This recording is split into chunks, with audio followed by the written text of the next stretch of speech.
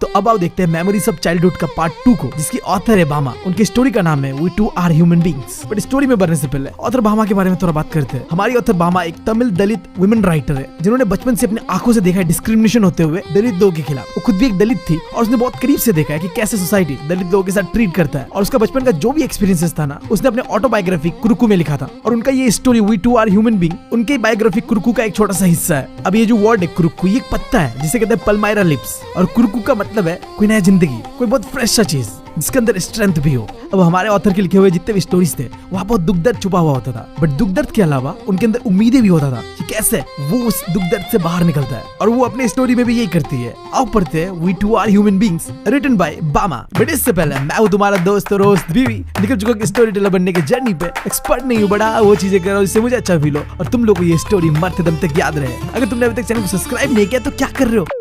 अब देखो, हमारी कहानी का शुरुआत तब होता है जब हमारी ऑथर बामा एक छोटी सी बच्ची थी और वो क्लास 3 पे पढ़ती थी। उस समय उसने लोगों के मुंह से कभी भी कहते हुए नहीं सुना था अनटचेबिलिटी के बारे में। बट हाँ, उसे अच्छी तरीके से पता था क्या होता है अनटचेबिलिटी। उसने फील किया था, क्योंकि मैंने बताया था तुम्हें कि हमारी ऑथर बामा भी एक दलित थी और अनटचेबिलिटी सोसाइटी के अंदर भी दलित लोगों के साथ ही करा जाता था। तुम्हें एक फैक्ट बताऊं, मैं खुद भी एक दलित हूँ और ये चीज मुझे खुद पता नहीं था यार। मतलब बहुत रिसेंटली मुझे पता चला है। इतने सालों से मुझे बुरा लगता था कि यार दलित लोगों के साथ बहुत गलत हो रहा है। बट आज पता चला साला मैं भी तो एक दलित ही हूँ। हे भगवान, अब मुझे सबसे ज्यादा बुरा मेरे लिए लग रहा है। मतलब मेरे एंसेस्टर के साथ भी मतलब अनटचेबिलिटी जैसा चीज हुआ होगा, डिस्क्रिमिनेशन हुआ होगा। अब मुझ पे कौन दया दिखाएगा यार, मैं तो इतने सालों से दया दिखा रहा हूँ। खैर, back to the story.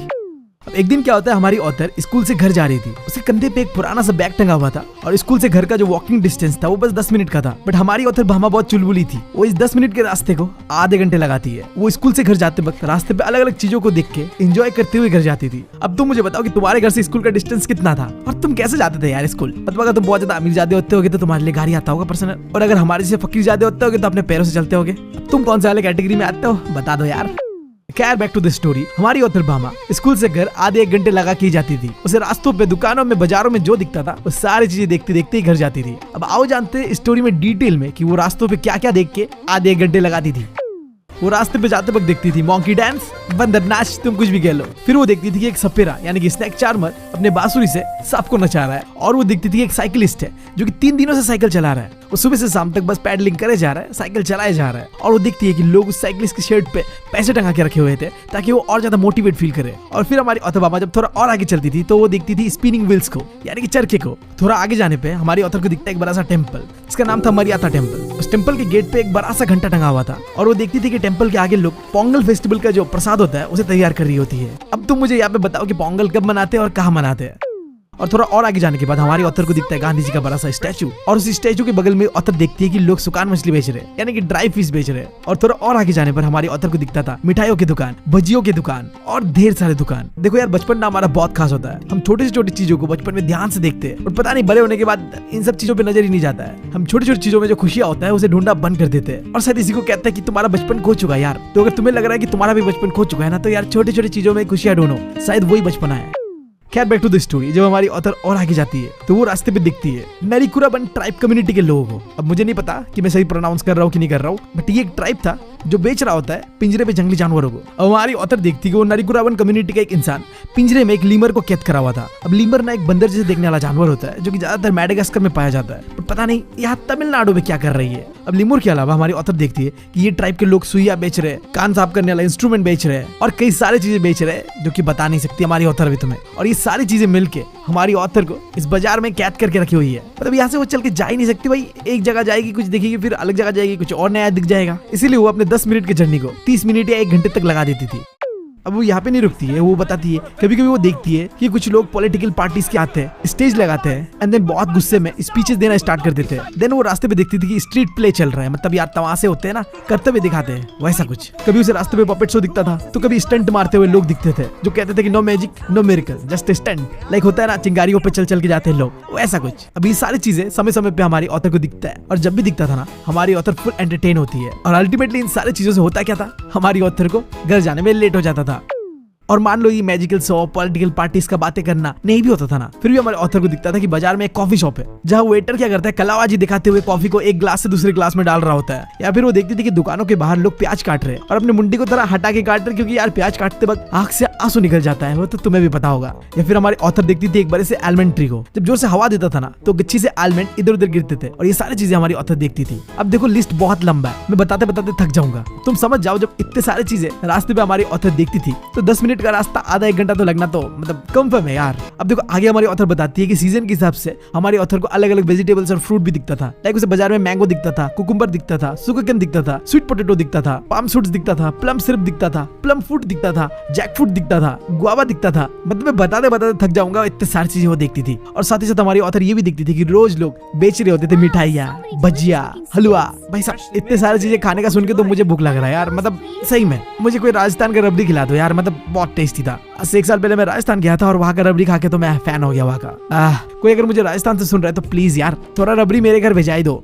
Gate back to the story. एक दिन क्या होता है, वो हमेशा की तरह ऐसे कंधे पे बैग लेके रास्ते पे अलग अलग चीजें देख के घर जा रही होती है, बट देन उसे इस बार दिखता है कुछ अलग। हमारी ऑथर देखती है कि रास्ते के ऑपोजिट साइड वाले कोने पे एक थ्रेशिंग फ्लोर को सेटअप करा गया है, जहाँ पे अनाज को भूसी से अलग करा जा रहा है, और एक लैंडलॉर्ड यानी जमींदार पत्थर में बस्ता बिछाए ये सारी चीजों को होते हुए देख रहा था। अब देखो वहाँ में एग्जैक्टली क्या हो रहा था, ऑथर के अपने दलित कम्युनिटी के लोग बहुत मेहनत करके भूसे से अनाज को अलग कर रहे थे, जिसके लिए वो इस्तेमाल कर रहे थे गाय बैलों का। वो लोग गाय बैल को तो जोरे में बांध देते थे एंड देन वो उन गाय बैलों को गोल गोल गोल चक्कर लगा रहे थे, और ऐसे गोल गोल चक्कर लगाने की वजह से जो अनाज था वो भूसे से अलग हो रहा था। और जितने भी गाय बैल थे उनके मुंह पे ना एक मजल लगा दिया जाता था। मजल बोले तो यार मुंह पे कुछ प्रोटेक्शन सा लगा दिया जाता था ताकि ये गाय बैल अनाज को खा ना पाए। और ये सारी चीजों को देख देख के हमारी ऑथर थोड़ी देर तक एंजॉय कर रही होती है। फिर थोड़ी देर बाद हमारी ऑथर देखती है कि एक बुजुर्ग इंसान बाजार के रास्ते से उसकी ओर आ रहा होता है। अब ये इंसान जिस गली पे हमारी ऑथर रहती थी ना उसी गली का होगा, इसलिए हमारी ऑथर उस इंसान को जानती थी। और फिर ऑथर देखती है कि इतना बड़ा सा इंसान एक झोले को दूर में पकड़ते हुए लेके जा रहा है। वो हंस देती है, इतना बड़ा सा इंसान और बच्चों से हरकत कर रही है। हमारी ऑथर गैस करती है कि इस पैकेट के अंदर में पक्का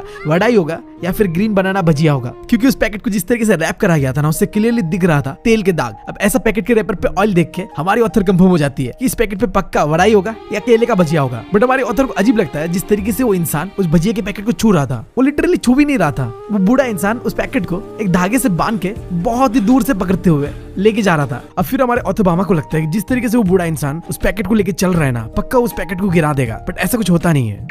वो बूढ़ा इंसान सीधा लैंडलॉर्ड के पास जाता है, उसके पास जाके वो झुकता है, उसके हाथ को फोल्ड करता है और दूसरे हाथ से वो पैकेट को वो लैंडलॉर्ड के हाथ पे दे देता है। अब हमारे ऑथर को थोड़ी देर तक समझ नहीं आता कि हो क्या रहा है। उम्र में वो इंसान इतना बड़ा है बट वो लैंडलॉर्ड को इतना इज्जत क्यों दे रहा है। खैर जैसे वो पैकेट लैंडलॉर्ड को मिलता है वो उसे खोलता है एंड वहां से वड़ाई निकाल के खाने लगता है। खैर ये सारी चीजें देखने के बाद हमारी ऑथर घर के लिए निकलती है और थोड़ी देर में वो घर पहुंच जाती है। और घर में पहुंचने के बाद वो देखती है कि उसका बड़ा भाई घर पे आया हुआ था, तो वो अपने बड़े भाई को जो भी उसने ये रास्ते में फनी चीज देखा था ना वो सारी चीजें डिटेल में बताती है कि कैसे एक बुजुर्ग इंसान झुक के चल रहा था, पैकेट को दूर से पकड़ रहा था और फिर कैसे झुक के वो लैंडलॉर्ड को पैकेट दे देता है। ये सारी चीजें बताते हुए हमारे ऑथर को बहुत फनी लग रहा था, वो हंस रही थी। बट ये सारी चीजें सुन के ऑथर के बड़े भैया को फनी नहीं लगा। यहाँ पे बड़े भैया को अन्ना कहा गया है, साउथ की स्टोरी है तो समझ जाओ। अब आगे ऑथर को अन्ना समझाता है कि जो भी तुमने देखा ना वो फनी नहीं था, वो इंसान मस्ती मजाक में ऐसा नहीं कर रहा था। सब लोग ऐसा मानते हैं कि जो लैंडलॉर्ड होते हैं ना वो अपर कास्ट के होते हैं और लोअर कास्ट वाले लोग उन्हें छू नहीं सकते, यानी कि वो लोग दलित लोग उन्हें छू नहीं सकते। अगर गलती से भी वो छू देते हैं ना तो इससे जो अपर कास्ट के लोग हैं वो पोल्यूटेड हो जाएंगे, गंदे हो जाएंगे। तो इसीलिए वो बूढ़ा इंसान उस पैकेट को ऐसे रस्सी से पकड़ के लेके जा रहा था। तो जब ऑथर ये बात सुनती है अपने अन्ना से यानी अपने बड़े भाई से तो वो हंसना बंद कर देती है। अब वो थोड़ा सैड हो गई थी। हमारी ऑथर सोचने लगती है वड़ाई को तो पहले रैप करा जाता है केले के पत्ते पे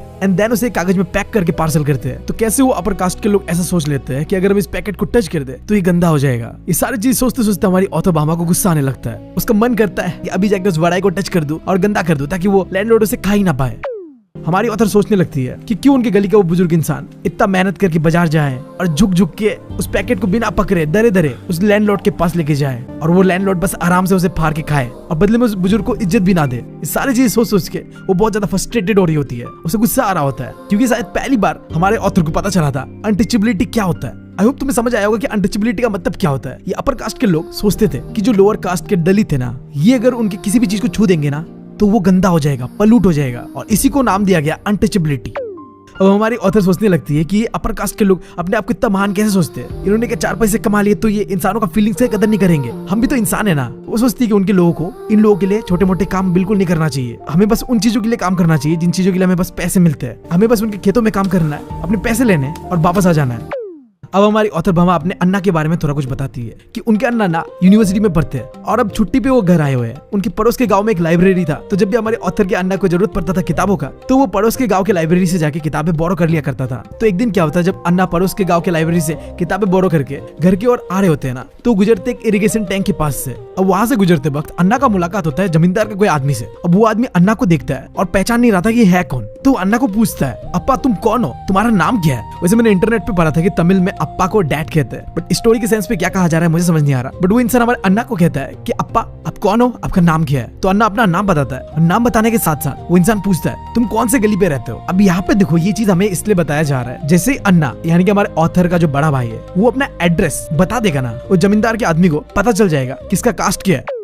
जो लोअर कास्ट के लोग थे ना, उन्हें सोसाइटी में अलग कर दिया गया था। तो अपर कास्ट के लोगों को पता होता था कि लोअर कास्ट के लोग कहाँ रहते हैं, कौन से गली में रहते हैं। तो अगर अन्ना बता देता कि वो कौन से गली पे रहता है, कौन से सड़क पे रहता है, तो उस आदमी को जो कि जमींदार के यहाँ काम करता है पता चल जाएगा कि अन्ना कौन से कास्ट से बिलोंग करता है। खैर अब आखिर में हमारे ऑथर बामा के बड़े भाई अन्ना उन्हें एक बहुत ही अच्छा चीज बताते हैं, क्योंकि वो लोग इसी कम्युनिटी में पैदा हुए, यानी कि दलित कम्युनिटी में पैदा हुआ है। तो उन्हें समाज के अंदर पे, सोसाइटी के अंदर पे इज्जत नहीं मिलने वाला। उनसे बहुत ही पहले ये सब चीज छीन लिया गया है। उन्हें समाज में ऑनर, रेस्पेक्ट, डिग्निटी कुछ नहीं मिलेगा। हाँ, बट एक तरीका है जिससे ये सारी चीजें वो अचीव कर सकते हैं। वो क्या है? Education and progress. अगर हम पढ़ लिख लेते हैं और बड़े इंसान बन जाते हैं ना, तो ये कास्ट, ये समाज, इन सब चीजों से हम ऊपर उठ जाते हैं। अगर तुम्हारे साथ आज कोई भी कुछ भी बुरा करता है ना, तो उससे लड़ो मत, उससे जवाब मत दो। तुम्हारे लिए सबसे बड़ा बदलाव उसके साथ ये होगा कि तुम सक्सेसफुल बनो, बहुत ज्यादा सक्सेसफुल, पढ़ो लिखो और भाई साहब उसके गांड जला दो। इससे बड़ा बदलाव कुछ हो ही नहीं सकता। और ऐसे ही कुछ अन्ना ने हमारी ऑथर बामा को कहा था, अगर तुम पढ़ाई लिखाई करोगे, पढ़ाई में ध्यान दोगे ना, तो लोग तुम्हारे पास खींचे चले आएंगे। मेहनत करो, पढ़ो लिखो। अभी सारी बातें जो हमारे अन्ना ने हमारे ऑथर बामा को बताया था ना, इस सारी बातों को हमारे ऑथर बहुत सीरियसली लेते हैं। इसके बाद से वो पागल की तरह पढ़ना शुरू करती है। वो जी जान लगा के पढ़ती है और क्लास में टॉप आती है। जैसा अन्ना ने कहा था